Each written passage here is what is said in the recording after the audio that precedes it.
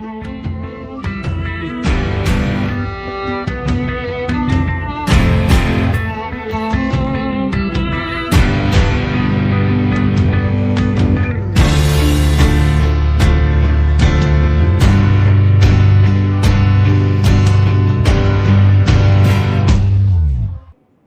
are championing democracy empowered by the student faith.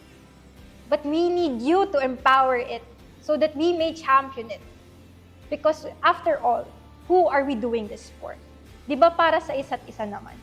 Being informed is the best step forward into making the best choices in voting our leaders.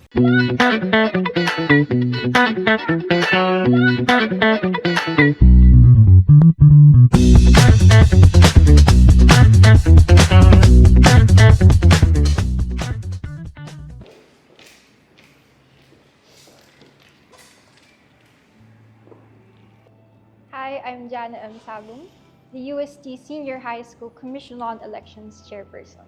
And I'm Zinine Juliana de Castro. I am the UST Senior High School Commission on Elections Legal Head.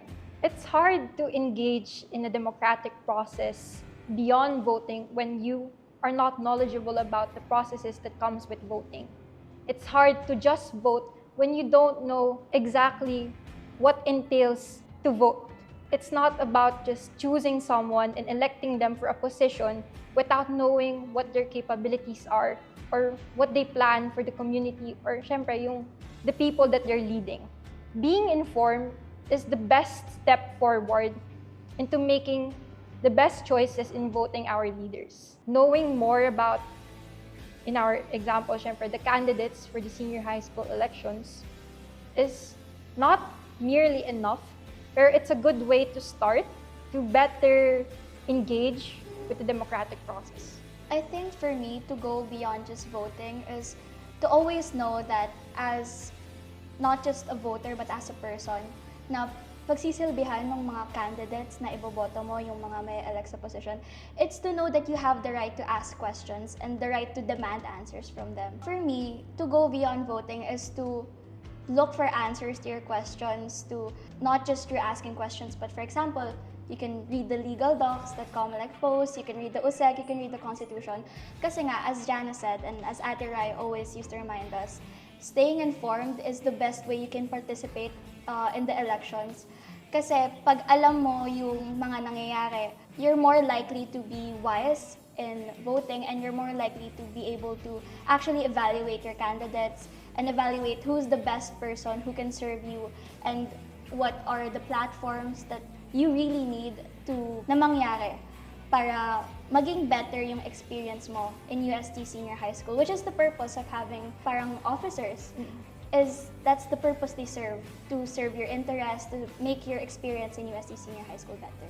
Political advertising plays a very much big role when it comes to elections. Kasi with a simple share of a post, especially if you're a person who has many friends on Facebook or many followers on Instagram, it says a lot about your stances and your perception of people. Everyone knows the term na we tend to befriend people who are very much similar to our personalities. So the friends that we have, likely very same din naman yung stances natin with each other. We have similar beliefs regarding issues, lalo na on politics. So, for example, sharing posts or like posting or promoting a candidate on social media is a form of advertising. And in doing so, it encourages other people, especially our friends, those who we interact with the most, to view them in the same way. Lalo na, for example, tayo as seniors, we have juniors who look up to us. It's very likely for them to also think na, my seniors like this person, or like they think in some way. So they tend to adapt that thinking as well kasi syempre, they're the ones looking up at us. For me, it plays one of the biggest roles in the election season kasi most of the times, or a lot of the times, through their campaign materials and online advertising, that's the first you're hearing of the candidates. And it shows you who they are as student leaders, as people. Kasi nga, as a humanista, I firmly believe that your politics say a lot about you as a person, what you stand for, what you believe in. And, you know, you can see these people in the hallway, you can be in the same room as them, you can even share a conversation and know nothing about who they are as a person and who they are as student leaders. And in these advertising or campaign advertising, dun mo nalalaman kung sino ba sila bilang student leader beyond who they are as a person. And I think for voters, the best way you can critically evaluate these advertisements is to not make a final conclusion based on them. Kasi I think na it's very easy to perfect campaign materials, PubMats, your platforms, but it's different to kind of see it actualized in who you are as a person and how you present yourself beyond platforms and publication materials that can be edited 100, maybe even 1,000 times for you to perfectly portray who you want people to perceive you as. Students should also view them beyond their credentials, beyond what they see on social media, but rather try to get to know them more as an individual, not just as a student leader. Though it is difficult kasi there's so many students in UST Senior High and it's hard to get to know everyone.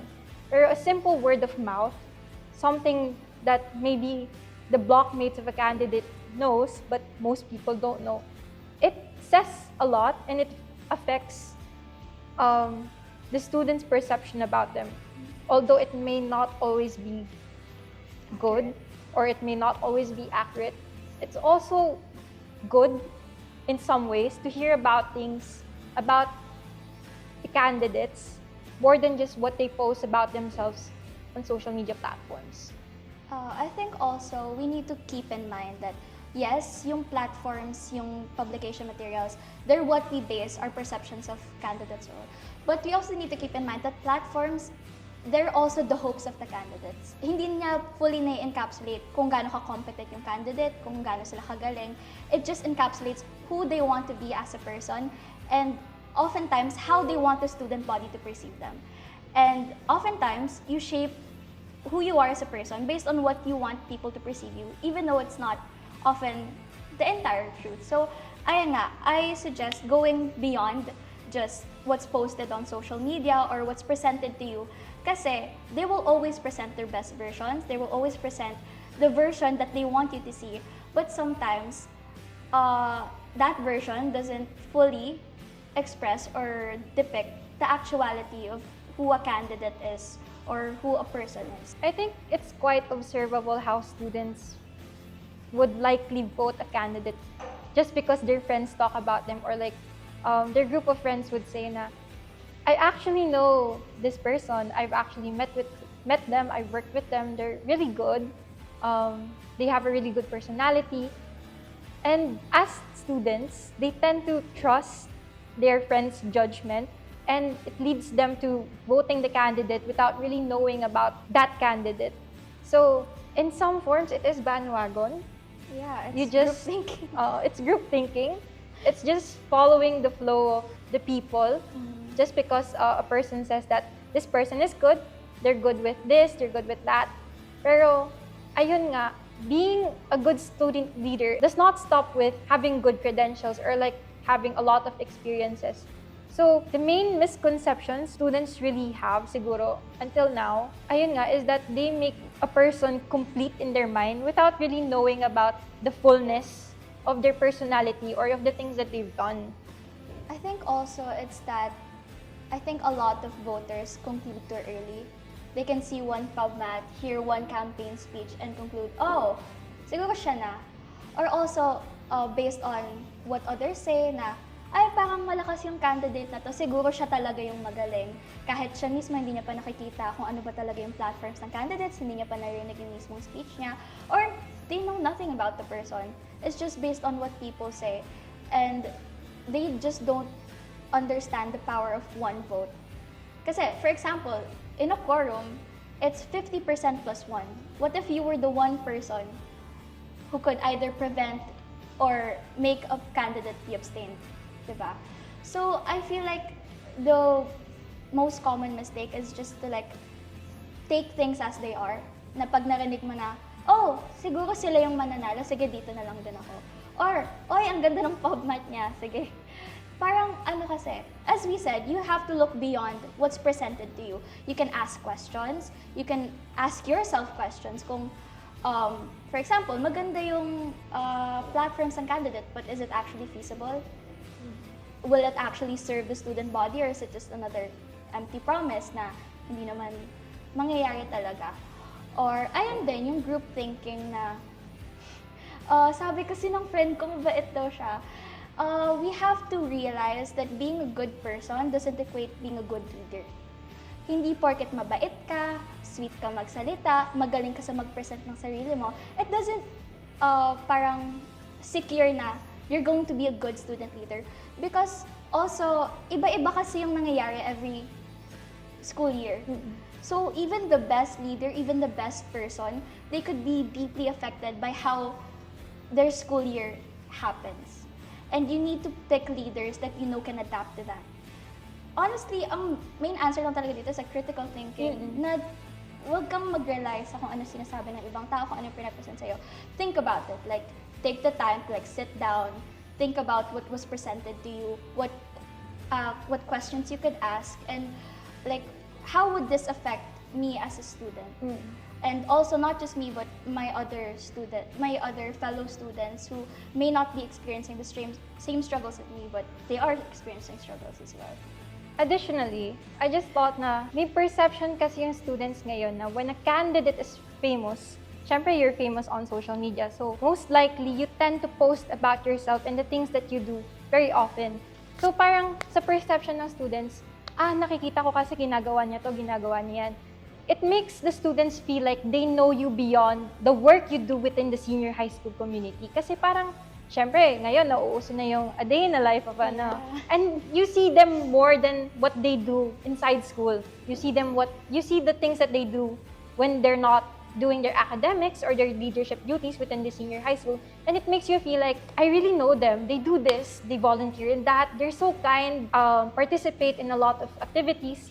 And it makes you feel like they're deserving of your vote. Pero again, syempre, lagi din itong sinasabi ng mga MIL prof, that how people post themselves on social media is not the entirety of who they are. It's just what they want people to see. Although it is difficult to critically assess, it's not impossible. It just takes a lot of time and effort to do so. And even just the effort of wanting to look beyond, it does a lot. Na, gusto ko talagang mag-isip, kahit hindi mo siya, like, you don't have to do like research studies talaga or yung talagang end up. Basta mag-reflect ka, kahit mag-reflect ka lang sa sarili mo kung ano ba talaga yung pinapresent sa akin and what can I take from it. Just that effort itself does a lot na you want to be more informed and you want to get better answers. Students tend to think na I'm just one person. My vote doesn't really account to a lot, and like, it's not really, parang wala namang weight yung decision ko sa magiging kinabukasan ng student body at ng senior high school. The people we support, the people we vote, says a lot about who we are as a person. And having many relationships, friendships within senior high school, what you say and the decisions you make affect those around you. So, the idea that your vote or your choosing of a candidate doesn't matter is wrong. Kasi voting wisely and participating in the electoral process itself is a big deal. Democracy is a big deal. It took a lot of people a long time to fight for their own right to make choices. And some students are taking advantage of that just because they believe that it doesn't matter. It's just one vote. It's not that big of a matter. And it shouldn't be perceived that way kasi you're a person with rights. You're a person with free will. And making a decision, even if it doesn't turn out in your favor, it says a lot about you, about fighting about what you deserve. So, I think for me, the common misconception is that the only purpose they serve during the elections is to vote. Kasi ang dami mong pwedeng gawin bilang student, bilang constituent, bilang voter. Kasi ikaw yung nagfa-file ng complaints, ikaw yung pwede kang magtanong during things like yun, pag habang nagka-campaign sila or may MDAs na there's questions from the audience, I feel like some voters think na ang tanging trabaho lang nila is to cast the ballot. But they shape so much of the electoral process and kung paano ba parang kasi for me, sobrang laki ng power ng voter and ng student to reveal more about a candidate, about a political party, or anyone involved in the elections, even COMELEC. Like, students have the right to even question us kung tingin nila na unjust yung implementing rules and regulations na pinapasa namin, or kung merong discrepancy, kung tingin nila na we have to do better to protect their rights, they have the right to do that. So, hindi ka lang magkakast ng ballot. If you think that democracy isn't being upheld fairly and justly, you have the right to do something about it. For me, knowing that democracy is still there and you can do something about it to continue to uphold it, hindi mo lang naman kasi tatanggapin na, sira na kasi yung democracy sa Pilipinas, o ano na, wag na lang tayo bumoto, or wala na tayong magagawa. Kasi bilang voter, ikaw yung mayroong power na may gawin about the democratic system. Kasi a lot of the times, COMELEC also relies on the laws that are given to us.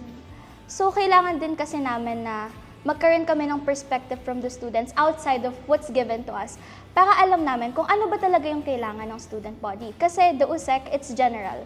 It's for the entire UST. Lahat ng COMELEC, sinusunod siya. But iba-iba kasi yung mga faculty, iba-iba yung student body na meron ng each parang college or unit ng UST. So you have to let us know.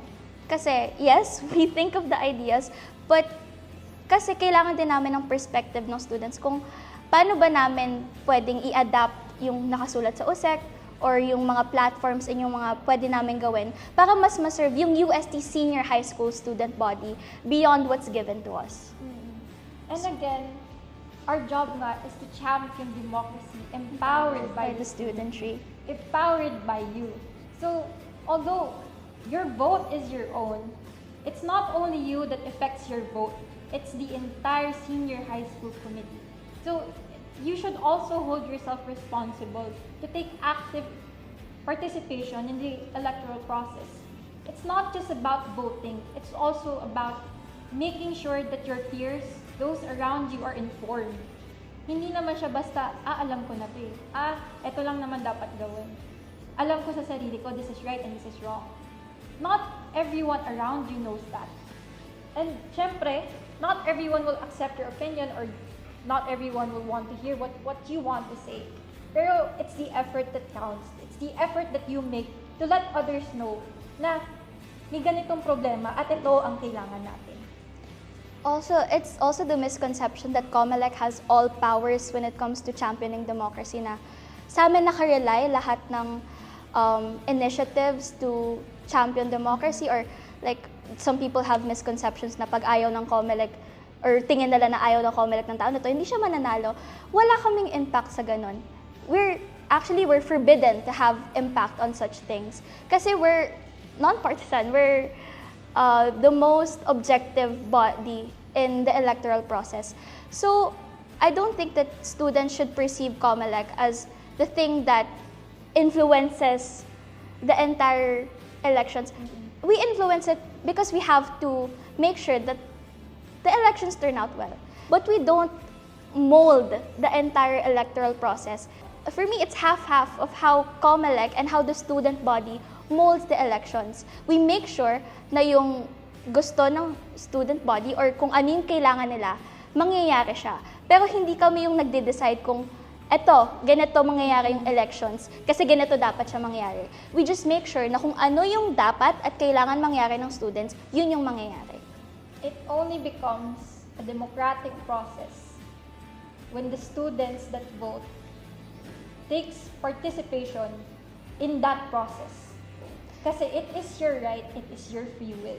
Kaya nga it's democratic. So if you don't practice that right, nawawala yung essence ng pagiging democratic natin.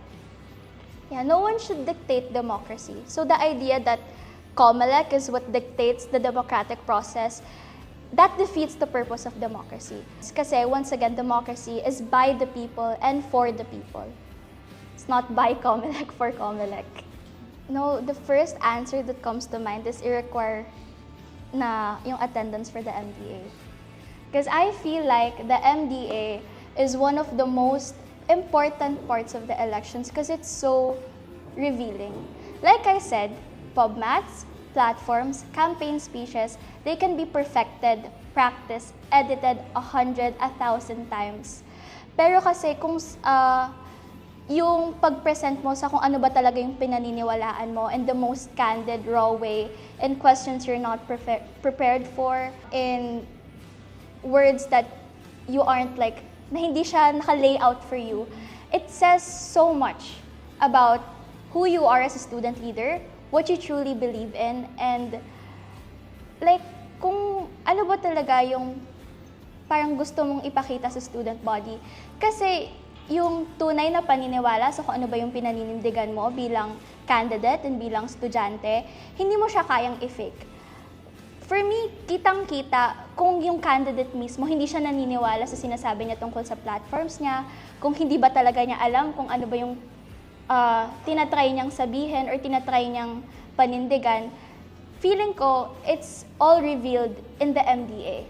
And I really hope that this doesn't get taken out of context because it's not pointed. It's a general statement that the MDA is one of the most revealing aspects of the elections kasi it's raw, it's candid. Hindi nila alam kung anong itatanong sa kanila.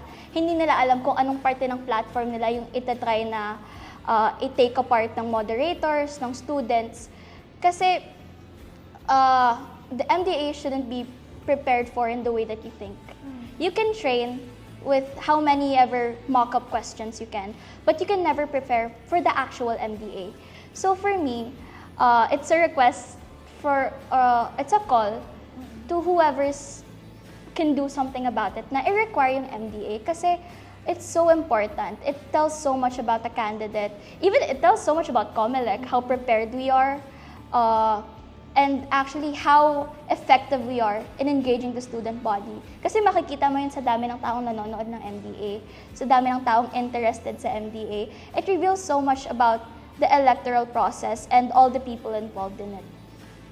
It's not actually really that nice to hear na nire-require ka mag-MDA kasi it feels so forced. Yeah. Pero kasi, in our time today, it's quite evident how detached we become with our politics in our community.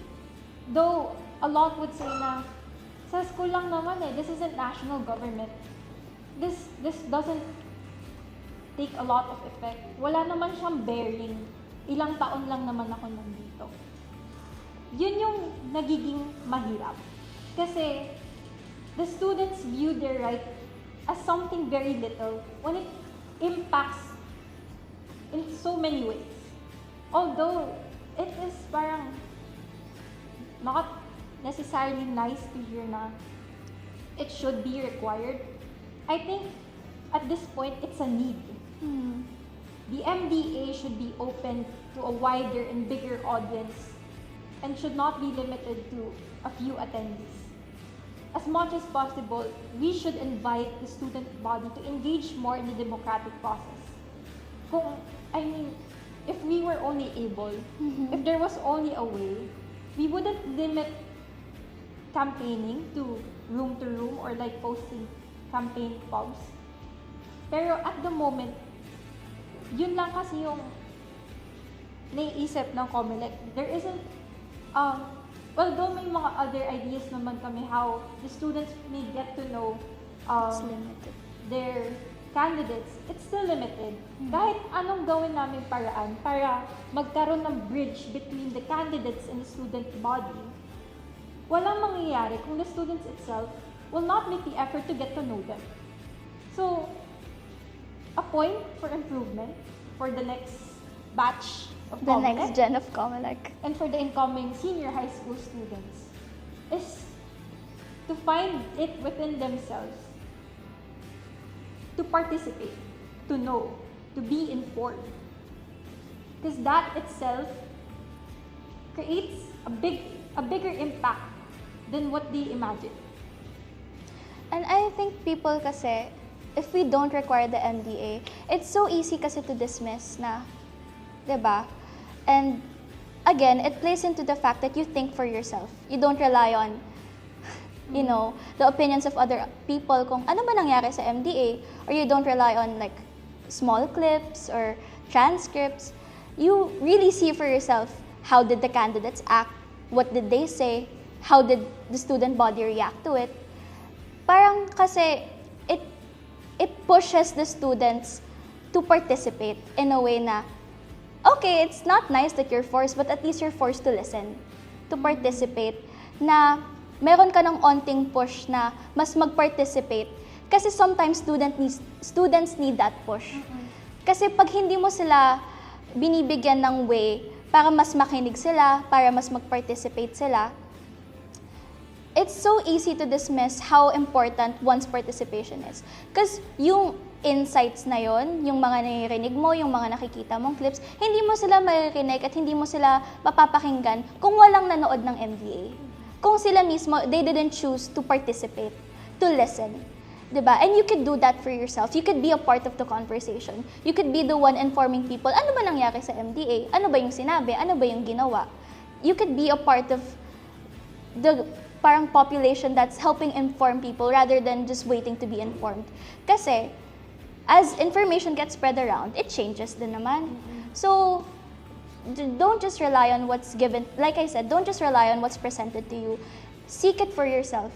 Kung ano ba yung, kasi meron din tayong iba-ibang perspectives, meron tayong ibang ways ng pag-iisip, and you could offer a perspective that's new, na hindi lang nakuha sa perspective ng ibang tao, meron kang pwedeng ma-observe na hindi ma-observe ng ibang tao, but you could start that conversation, and it could lead for other people to parang start thinking as well. And again, what applies to all does not apply to you. Just because it is good for them doesn't mean that it's enough for you. But how will you know if you're not there, if you did not take part in it, and if you do not know any? Social media has been used as a platform for campaigning in quite some time na din. It's been an avenue for the students to get to know the candidates more since, syempre, ang limited ng room-to-room and face-to-face campaign. The political parties and independent candidates could only visit like 15 to 20 rooms a day or around that number, ganon. Siyempre, it would also depend on their personal schedules. Kasi again, hindi naman nila pwedeng pabayaan yung academics nila. Because they are students before they are student leaders. It's also a way for the students to get to know the candidates better. Not just by the campaign publications, the candidates post, but of course, kung ano din yung sinasabi ng ibang estudyante tungkol sa mga tao. By means of other social media platforms din naman, we're able to perceive people in the eyes of other people.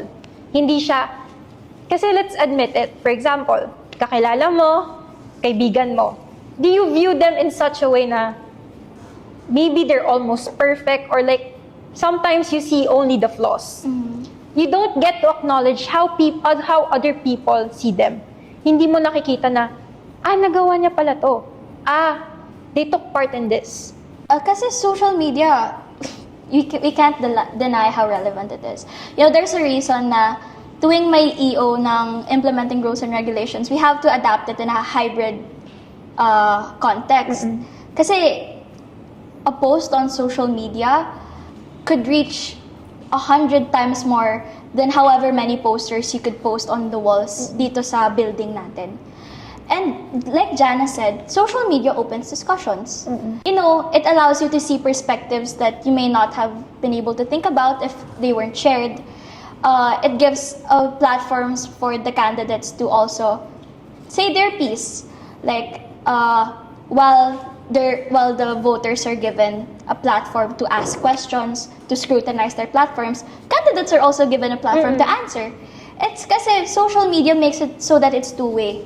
Kasi pag nag-post ka ng poster dyan sa pader, hindi mo naman matatanong yung poster Parang malito. Anong pwede mong i-explain sa akin kung paano natin pag-workin yan?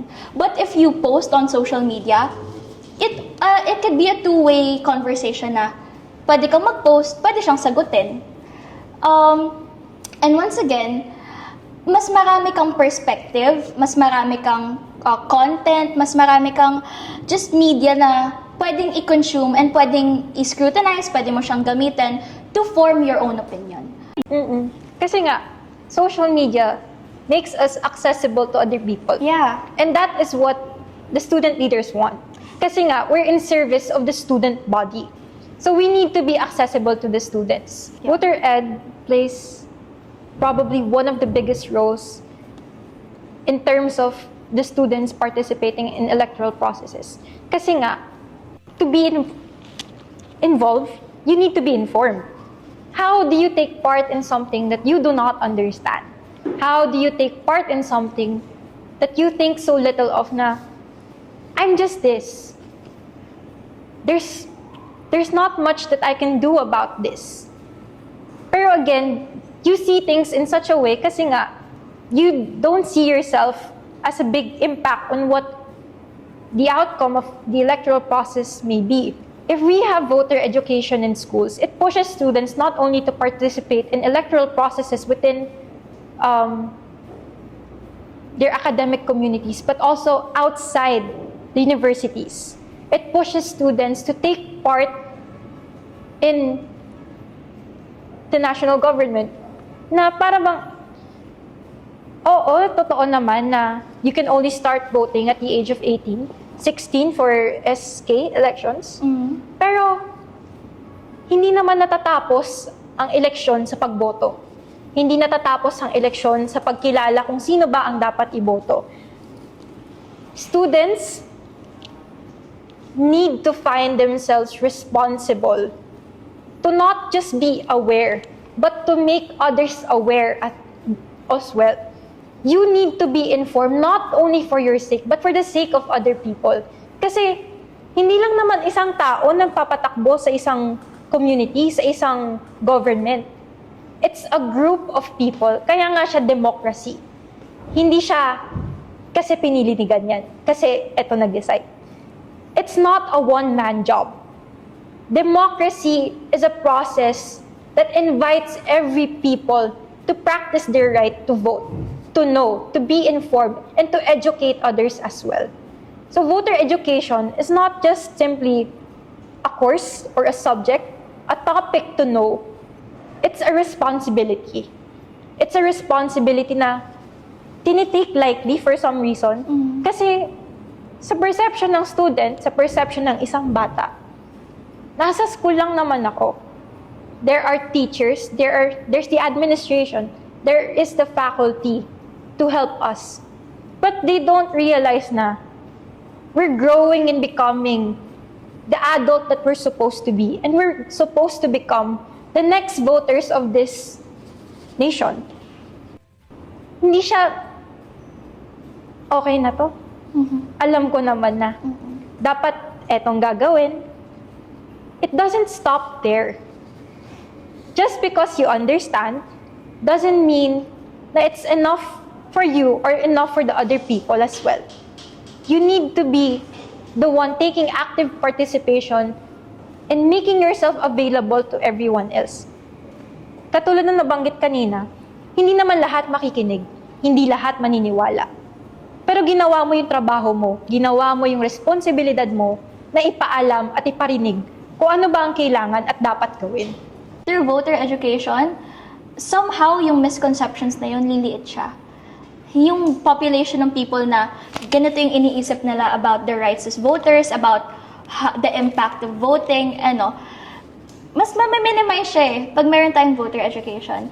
And meron seminar ang COMELEC before, wherein the speaker said na isa sa ina-advocate niya as a humanities and social sciences teacher is that yung subject na Polgov, it shouldn't be specialized for Humes, na it should be a core subject that every strand studies. Kasi hindi lang naman mga humanista ang dapat alam kung ano ba yung karapatan natin.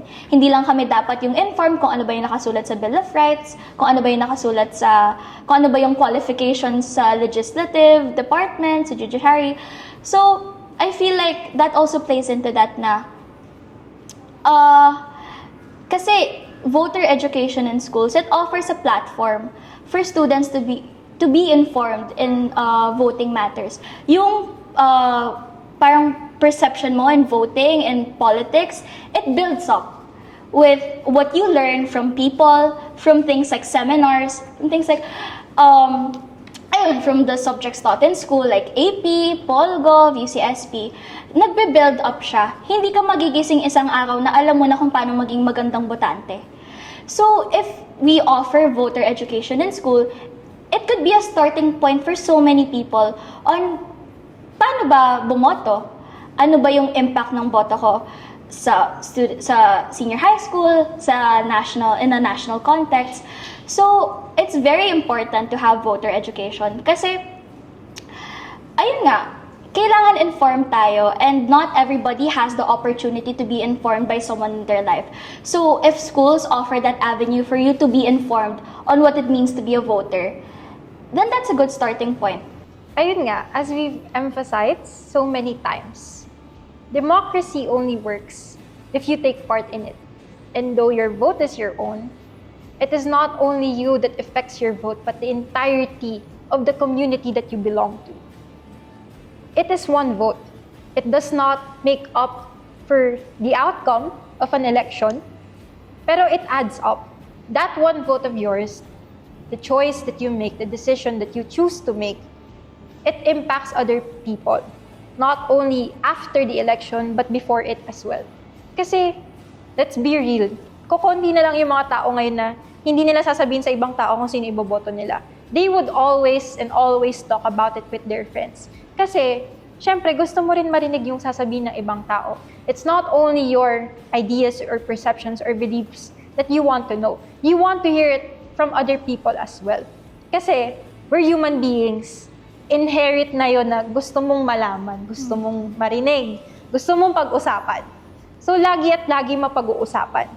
So, yung iisang boto na yan, it's a choice to be made wisely. Kasi malay mo, yung sinasabi mo, nakaka-apekto na sa ibang tao. Actually, it does affect them na. Kasi, one word of mouth, one story told, one conversation made, makes up a lot of pictures. It lets other people view them differently. Kasi it's not only their perception they hold, but yours as well. Kasi parang sa akin, to me, this is what I need. To me, this is what I see fit. But I see that to you, that does not align. So I need to take this into consideration. Kasi it's not just me involved, it's all of us. So that one vote may not account for the process, the entirety of what the election would hold. Pero it pushes you and other people to make that vote wisely. A fun fact I would like to share as a Hume student that was required to read the Constitution. A presidential race, pag nag-tie siya, pwedeng mag-break yung tie with flip coin. So imagine the impact a coin could have on an entire country. Yung coin, hindi yun nag-iisip. Hindi yun nagtitingin ng platforms, hindi yun nagtitingin ng kahit ano. Imagine mo pa yung impact mo as one voter. Diba? Like I said, sa quorum, it's 50% plus 1. You could be that plus 1 that abstains a candidate or that makes them win. Ang laki ng pwede mong impact as a voter kasi you could be the one vote that breaks a tie. It could be a candidate that is for the people. It could be a candidate that's selfish, pero magaling siya magsalita. And you could be the person that makes sure that the candidate that is for the people wins. Ganon yung kalaki ng impact mo as a voter. You could be that one vote that makes sure that the person that you're putting in the position that you're putting them in actually cares for the student body and for their constituents. Actually, isa pa sa, wow, puro Hume's topics. Isa sa lessons namin sa CESC, they say that it's worse to be neutral than to be an oppressor. Kasi, for example nga, nabasa mo yung platforms, nanood ka ng MDA, alam mo lahat to, tapos hindi ka bumoto. Knowing all that you know about the candidates, about who can serve the student body, and mas pinili mo na, wag na lang, kahit alam mo kung ano yung tamang gawin para sa student body. Kasi pag oppressor ka, minsan kasi hindi mo alam na mali ka. Sa utak mo kasi tama ka eh. So, it's worse that you know that you could do something right and you're not doing it than to do something na sa utak mo tama pero mali ka talaga. So, parang I think people need to stop thinking na hindi, okay na to. Okay na yan. Boboto naman nila eh. You know, a lot of people that do that are seniors.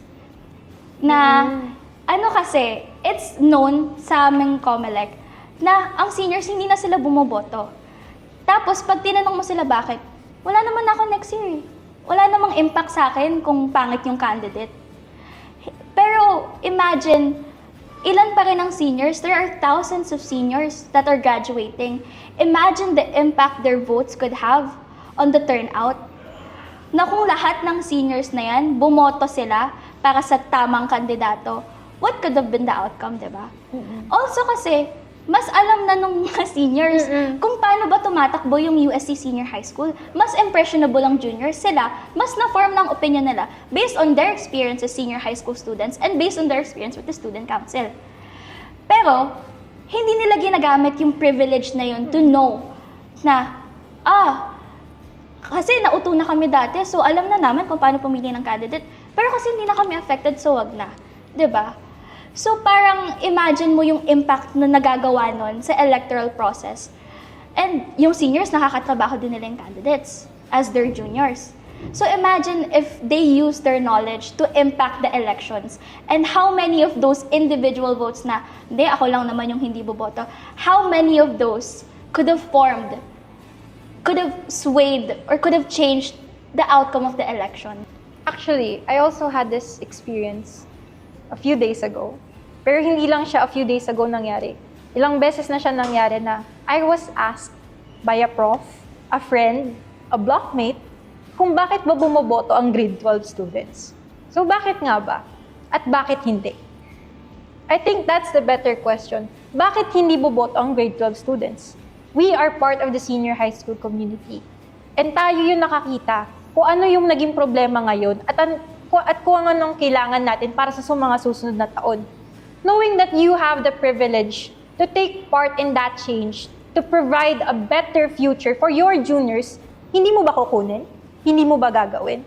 Oo, aalis ka na. Oo, it doesn't affect you. Pero paano yung mga susunod sa'yo? Hahayaan mo na lang ba na paulit-ulit at ulit na lang na yun at yun ang mangyayari? Hahayaan nyo na lang ba na hanggang dito na lang ang progress natin as students? Going back to that one statement, one of our seniors would always tell us that the best way to be informed is to be involved. That is the first step that you need to make to be wise in creating decisions, in choosing the best candidate, not only for you, but for the senior high school community. And you need to remember, hindi lang senior high school community yon, because our teachers, the administration, pushes us to take active participation in building relationships and in helping those beyond our community, to take part in community development projects. Pero paano natin gagawin yun kung yung student leaders natin mismo hindi nila ginagawa, hindi sila gumagawa ng paraan na magawa natin yun? Being students, hindi siya nalilimit na kailangan natin mag-aral para sa kinabukasan natin, kailangan natin mag-aral para makapasok ng college, kailangan natin mag-aral para magkaroon ng trabaho. You are a student because you want to know, you want to learn, you want to be informed. And you don't just want to be knowledgeable about school subjects or your academics. Hindi po natatapos ang pagiging matalino sa pagiging matalino lang sa academics. Ang tunay na matalino na tao, for me, is that a person who is always involved and who is making good decisions not for themselves but for the betterment of a lot of people. So, my predecessor, he would always say na having elections is not a job well done. Pero wait, I'm just going to revise it a bit. Okay. Hindi na, yung elections, it's not just something na parang, okay, well done, tapos na. We had it. Okay na. Nagka-MDA, may nanalo ng candidates, may susunod ng student council. It's not just job well done. We're finished. We can leave now. We can pass it over to our juniors. It's a job that we need to do well. And again, ayun, democracy only takes place when every student involved takes part in it. When every person who has the free will to take part in it makes the right decisions, not for themselves. Siyempre, actually, it's for us din. Kasi, nandito tayo eh. Para sa atin na to, hindi mo pa ba kukunin? Siyempre, you have to put yourself first. Pero, by putting yourself first, you're putting other people with you in that same position. Kung ano yung pinili mo, yun din ang pinipili mo para sa ibang tao. So, sigurado ka ba na eto na yun? Na hanggang dito na lang yun? At eto na lang ang gusto nyo? You have to know. You have to be informed. You have to go beyond seeing what is presented to you. You have to take action in being informed and educating yourself so that you may do it for others as well. Because again, you are privileged enough to be knowledgeable on such things, to have the privilege to be knowledgeable on the processes that it takes to have these elections. But you're not taking advantage of that privilege. Kasi, to you, isang boto lang yan. Wala namang magiging malaking epekto yan. Pero, ayun nga, kasi, like Zenine said, that one vote accounts to so much more. Kasi paano kung lahat kayo, iniisip nyo, it's just one vote. It's not. Because those one votes make up a big number that will not only affect the next academic year, but the coming academic years as well. Kasi nagiging repetitive na yung cycle, na yun at yun na lang. So you need to put yourself in the position na hindi ka lang basta estudyante. Nasa eskwelahan ka para matuto. At dahil natututo ka, kailangan hanapin mo yung will at yung responsibilidad na i-educate din yung ibang tao. Wow, ang ganda sinabi ni Jana. But if we're talking like practical advice, number one advice, manood ka ng MDA talaga. Kasi like I said, it's the most revealing aspect of the elections. Another practical advice, bilang legal head, siguro, this is where this is coming from, magbasa ka ng legal documents, magbasa ka ng constitution. I know it sounds like it's not fun to do. Hindi siya masaya gawin, hindi siya masayang basahin. Pero kasi, doon talaga na i-encapsulate kung ano ba yung karapatan mo bilang estudyante, bilang voter. So, being informed in what's written in those documents, ang laki ng impact niya sa kung paano mo i-address yung elections. Also, yung quote na sinasabi ni Jana, I was supposed to quote it also. Yung quote kasi ni Kuya Wills then is that winning the elections is not a job well done, but a job to be done well. I think one of the main things that students also need to know is that yung pagpapractice mo ng democracy, it doesn't end when the winners are proclaimed. Meron ka pa ring democratic right na sabihin yung interest mo. If for example, yung mga nanalo, they're not doing the job that they promised, if they're not doing their jobs well, democracy still ensures na meron ka pa rin karapatan na magreklamo, na sabihin yung piece mo bilang estudyante and bilang pinagsisilbihan nila. So like Kuya Wills then said, hindi porket nanalo na, good job ka na. Kailangan, good din yung job na ginagawa ng mga nanalo. And you have the right to scrutinize that, you have the right to question that, and you have the right to call to action if hindi nga talaga siya a job well done. So I think yun ang number one advice ko, that we should stop perceiving the end of the democratic process with the proclamation. Kasi meron pa ring democracy and you still have the rights to practice democracy even after the winners are proclaimed. There's a reason you can file for impeachment. There's a reason you can file cases.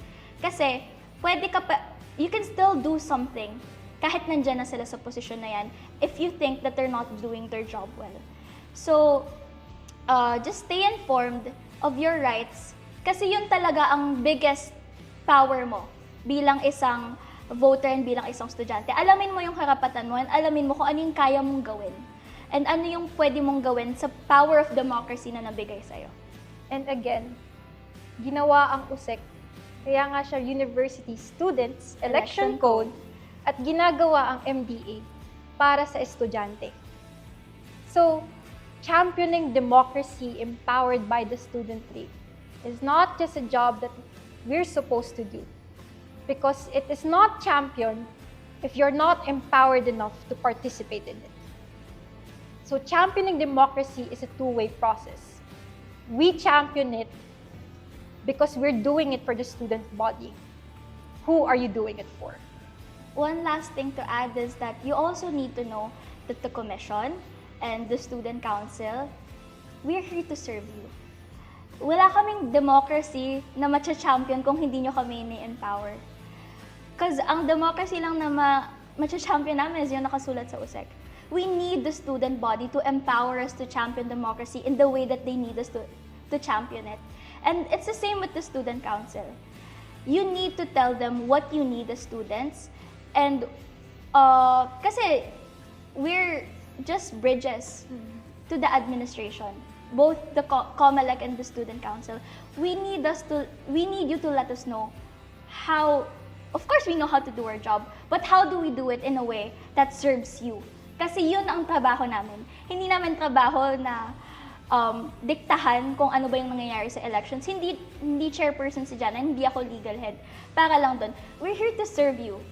Yun ang lagi kong sinasabi sa students. And sa poll par, sa candidates, lahat ng ginagawa namin, it's to serve you. It's to make your life easier. And it's to ensure that you're getting the experience that you need and that you deserve. Mm-hmm. So ayun, we champion democracy empowered by the studentry, and we need the studentry to empower us to champion democracy in the way that you need us to champion it. We are commissioned to serve and lead, but we need students to lead. So, nasa sa inyo, it's within your power to empower democracy. Kasi you, and of course us, will work together to ensure that we will have the student leaders that we need by working together. It's not just about us creating rules, regulations, and implementing them. It's also about you telling us that this is what we need and this is what you should implement. The world is changing and the rules are changing. Nagbabago ang pangangailangan natin at palagi itong magbabago. Oo nga naman. May-revise din naman ang May-revise ng USEC. There is improvements. Pero ayun nga, hindi naman perfect ang constitution natin. Hindi perfect ang election code. So, you have to let us know. You have to be the ones to empower democracy as well. That this is what we need. And this is what we should do for the betterment of all. Again, we are championing democracy empowered by the studentry. But we need you to empower it so that we may champion it. Because after all, who are we doing this for? Di ba para sa isa't isa naman? Para sa kinabukasan nating lahat. Kasi hindi naman natatapos ang pagiging student leader sa pagbibigay sa students ng mga activities or support that they need. We need them to lead us to the betterment of our future. Kasi it shapes who we are as a person and it shapes our future.